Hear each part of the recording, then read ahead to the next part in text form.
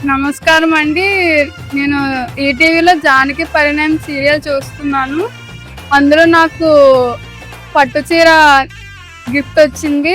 దానికి నేను ఎంతో సంతోషపడుతున్నాను. Thank you ETV. ఇలా గెలవడం కానీ, ఇలా ప్రైజ్ సంపాదించడం కానీ ఇవన్నీ చాలా సంతోషంగా అనిపిస్తుంది. ముఖ్యంగా ఈటీవీ యాజమాన్యం స్వయంగా వచ్చి వాళ్ళు చేతులతో ఇవ్వడం చాలా ఆనందకరంగా.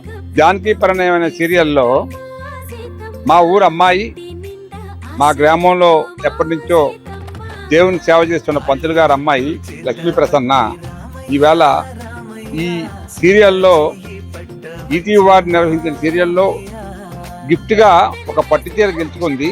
ఎంతో సంతోషం. మా గ్రామంలో అమ్మాయి ఒక పెద్ద టీవీలో షోలో ఆ పరిణామం ఎంతో సంతోషకరమైన పరిణామం. మా చిన్నప్పటి నుంచి కూడా మాకు ఈటీవీ అంటే ఎందుకో తెలియదు కానీ అదొక ఆనందంగా అనిపిస్తుంది.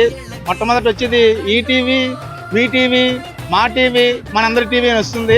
సీతమ్మని రామయ్యని ఒకటిగా చేసేద్దాం, ఆడేద్దాం.